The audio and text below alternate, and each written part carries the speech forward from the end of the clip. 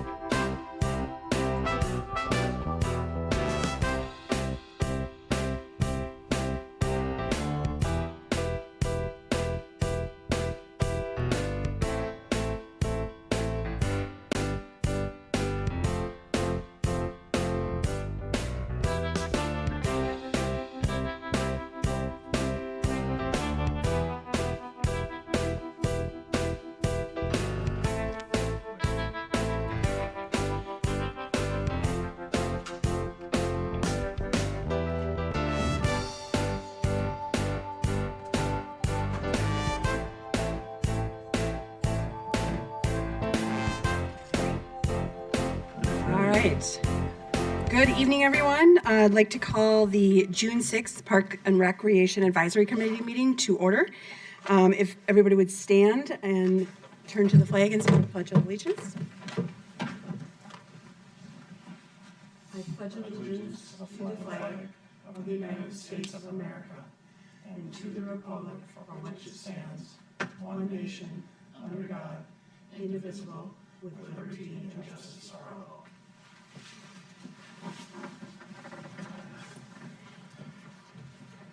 Again, welcome everyone. First on our agenda is to approve the agenda. Is there any changes, additions to the agenda? Hearing none, I'll entertain a motion. Motion to approve the agenda as presented. Second. There's a motion and a second to approve the agenda. All those in favor, signal by saying aye. Aye. Aye. Those opposed? Hearing none, motion carries. Second item is our audience participation.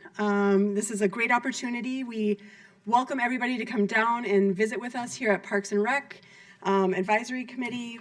We've got a lot going on with the Parks Bond referendum. We approved the agenda. Oh. Go ahead.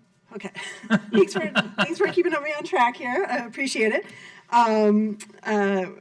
Again, this is the audience participation time, and just wanted to put a call out there that, again, welcoming people to come down and visit with us. There's a lot going on with the Parks Bond referendum, lots of open houses coming up, really exciting things. So this is a time that we really, really would like to get the input and feedback from our residents and the community members. Really exciting, I think a really exciting generational opportunity for us here in Apple Valley. So come on down and come and visit and share your thoughts and how we can make our parks and recreation programs bigger and better. All right, next one on the agenda is approval of the May 2024 meeting minutes. Everybody received those. Any changes, edits? No. Hearing none from staff or committee members, I'll entertain a motion to approve the. Make a motion to approve the May 24 minutes. Second.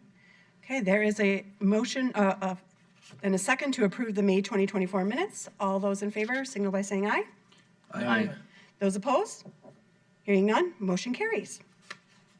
All right, now we move on to our agenda.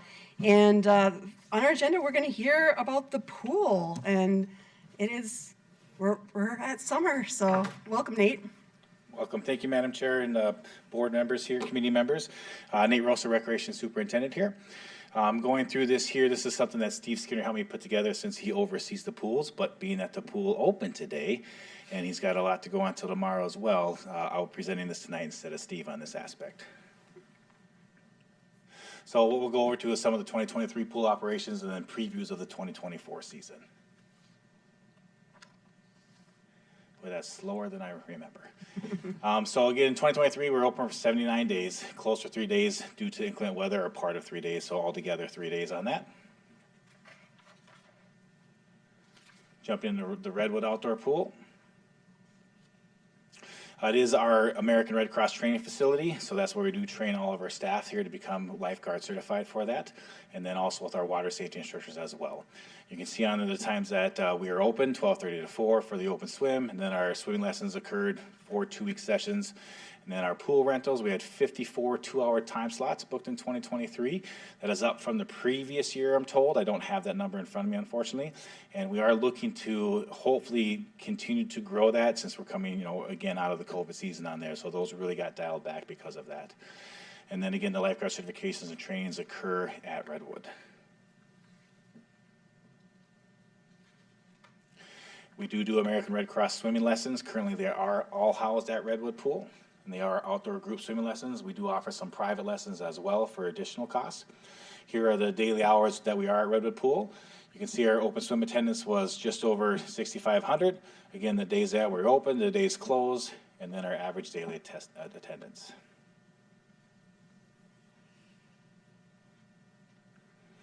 Our staffing levels in 2023, you can see on here, we do run 3 pool managers at that pool. And then you can see the number of lifeguards, the swim instructors, our attendants that we have for concessions and cashier entry points.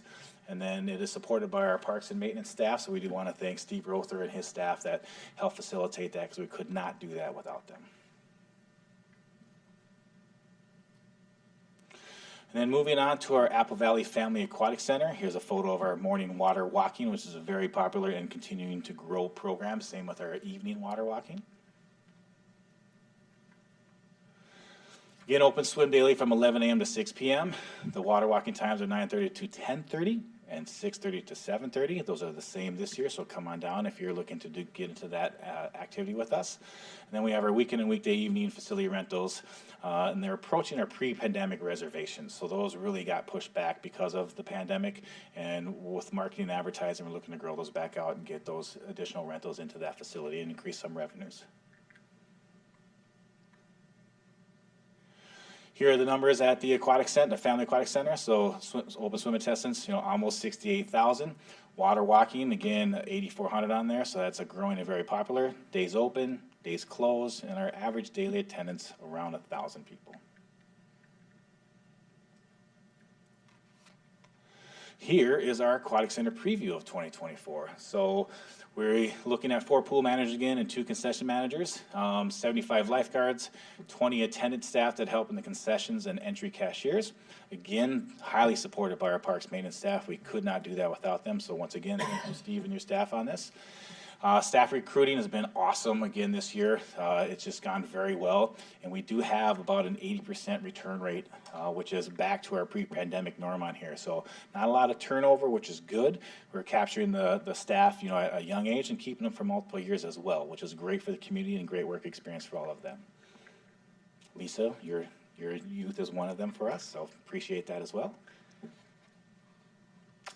Regular operating hours, 9:30 a.m. to 7:30 p.m. Our entry fee is $13 for the day this year, and then water walking is $5. New additions, we brought back tot time from a bunch of years ago, so that is at 9:30 to 10:30 a.m. time slot. That is a $5 entry fee, and then it is for ages 6 and under with accompanying adults. So we would not allow children between the ages of 7 and 17, if you will, to be in the facility at that time at all.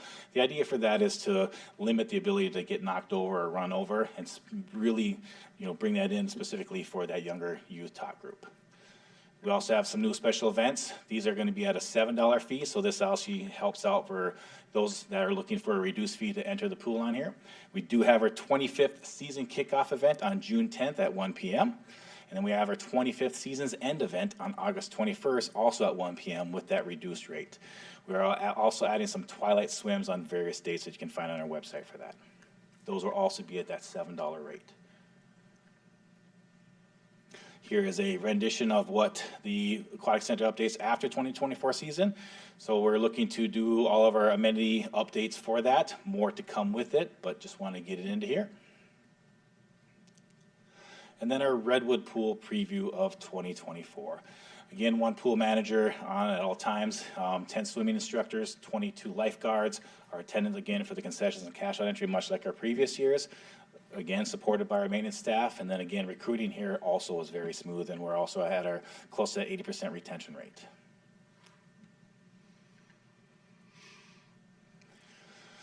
Operating hours 9 a.m. to 9 p.m. The entry fee is $6 this year for open swim. We do have some new special events coming on board for this facility as well. That is down to that $5 fee. We do have the 60th anniversary season kickoff event on June 10th. At 2 p.m. Also with both facilities, I forgot to mention at the Family Aquatic Center, we will have 25-cent freezies for that day, so kind of just like a little bonus come on that day. Hopefully it's hot and that freezy will taste good. We are looking at some evening men's or women's open swim nights on alternating Monday nights.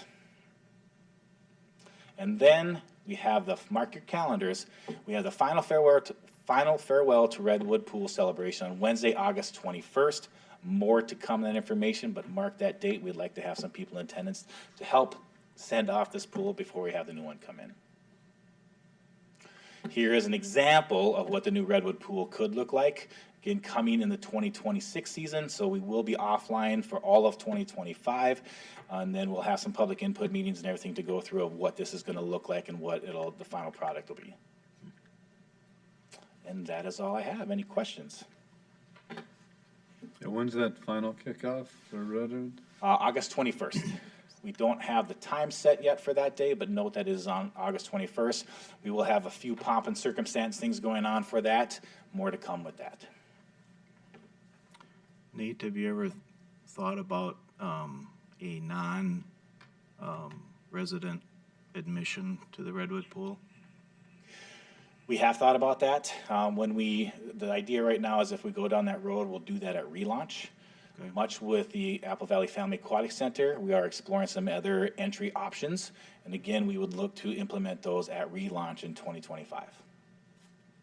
With the Redwood Pool being the location that it is, I think that, I would, and I don't think you want to get to the point where you're carting people to see where they're from, but at least when you post the admission rates, there's a Apple Valley rate and there's a non-resident rate, so.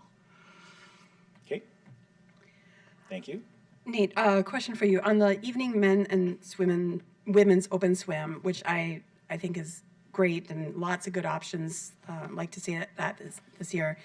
Are the lifeguards going to be female or men so that, certain people in their faith and their religion, can't go swimming if there's men that they're not related to? So are you going to have same-gendered? Correct. So for those that identify as male or those that identify as female will be staffed on those appropriate nights. I guess I just had one other question. The island. Yep. Is there anything we can do to improve the looks of that at all? I mean, and I know it's a cost thing, but I've had people say it's pretty blah. And that's the island at the Family Aquatic Center, correct? In the Lazy River, Lazy River. yes. So we do have a meeting coming up for a marketing and rebranding of that Family Aquatic Center. And along with that is we'll look at that area, what do we rename it? Can we put something on there that, fits into the theme? Right. Something to dress it up. We're looking at some other aspects of that entire facility of how we can dress that up to make it more appealing, make it fit within that theme.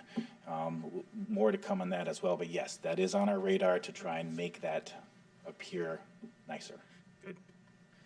I have two things. One, we did talk about an non-resident fee, and some of the other cities tried to do that, and people just say, yeah, I don't have my license, or I'm a kid. Then I say, fine, just let it go, but I think you should at least make the effort. I mean, there's I some agree. people who are gonna be I agree. honest I and say, agree. yep, well, we're not a Apple Valley resident, so, and I'm not saying you charge them a great amount of more, but maybe it's $1, you know, I mean, but at least they're paying a little bit more because they're not paying for the pool. Yep. The second thing I had was I get a lot of complaint thrown at me by my own family about the two little squirters from the side. They're like, hey, we're warm. Oh, now we're cold. That has been, hey, Noel, you're on Park and Rec. Talk to somebody about that. So And again, you're sure I'm referencing not the the only squirters that one. are in the lazy river of Yep. the Family Aquatic Center. Yeah, I'm sure I'm not the only one. Yes, that has been brought up before, so we are looking at that as well as to how that looks, changes, if it stays, whether it goes, whether it turns to something else. Got it. Great. Well, again, it's summertime, and get out and enjoy the pools here in Apple Valley. Any last questions for Nate? See, the pool was closed today? We did open today. We had 2 people come in and 1 water walker. So to be mindful of public dollars and everything too, and knowing that we hit that, we don't have a specific set time, but we have a point for weather. We have a guideline too of what temperature it would be. So we were at 60 degrees. With the limited numbers that we had in there, we did close right around the 2:30, 3 o'clock time. When we do those things though, we post it on our website, we post it on our social medias. We do put a sign out front at the aquatic centers as well, so that, when people come, we try to hit it as best as we can so that they don't show up and find out that it's closed. There are other avenues out there that they can look at to know if it's open or closed. And there's a phone number with a recorded message as well. Yep. Does that impact the lifeguard's salary then? I mean, are they paid by the hour or? They are paid by the hour. And Okay, so so when you with that close. too, to be mindful, if we get to a spot where we even have reduced numbers throughout the day, we'll cut staff down to an acceptable safety level of staff. And then on days where we do hit certain temperatures or certain numbers, if we're below this guideline number, we would close for the day or potentially close amenities of the pool. Did we get new drinking fountains? We are in the process of working on those, so they're currently not out there at the moment. Okay. All right. Thank you so much, Nate. Thanks, Nate. Thank you. All right, next on the agenda is committee and staff discussion items and a Parks referendum update. I'm guessing, Eric, that's you. Yeah, Madam Chair, members of the committee, just kind of a quick update related to where we're at with the referendum. Next Thursday, we expect the council to award contracts for our last construction managers for the Redwood Park project and for the Kelly Park project. A few weeks ago, we held open houses for Redwood Park and for the youth baseball softball complex for those that live in the neighborhoods. And then related to the youth baseball softball complex, we held a meeting with both the VAA and the EVAA to get their feedback about what they wanted to see those projects become. We also met with the school district because we're proposing to build the youth baseball softball complex on the Westview Elementary site. So we met with them this morning and getting their feedback. And so we're making some progress in those regards. We are quickly making progress on plans to improve the Apple Valley Family Aquatic Center. We hope to be out to bid for that project in July and have construction start in September of this year, construct throughout the winter and be reopened in the spring. So that's been moving rather quickly.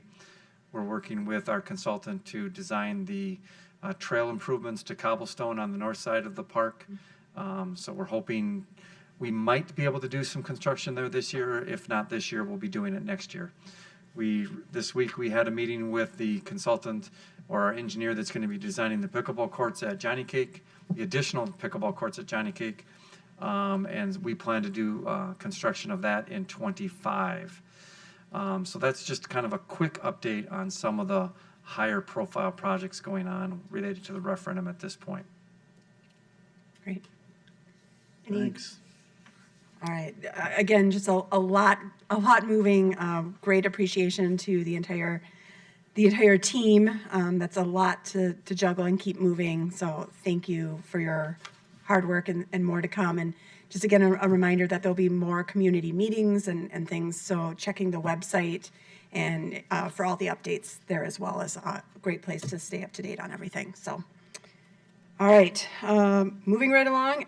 Next on the agenda is future update on park dedication.